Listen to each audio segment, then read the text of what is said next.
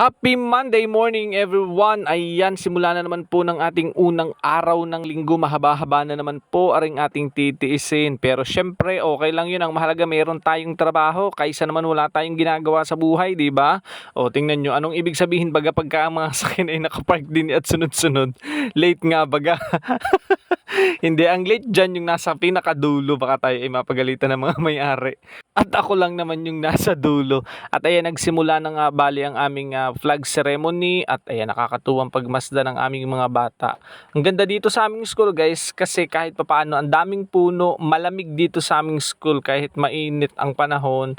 Dahil maraming puno, pumunta ka lang dito sa mga ilalim ng puno, mararamdaman mo ang malamig na simoy ng hangin. Siyempre kapag nandun lang sa ilalim ng puno, pero kapag nasa loob ng classroom, ramdam pa rin naman kahit paano yung init.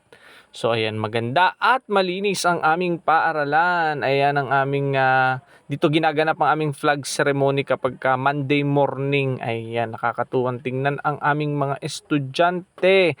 At ayan, dito na nga pala ako kumakain sa school kapag umaga kasi hindi na magawa sa bahay dahil tanghali at baka malate. Yun lang guys, follow for more.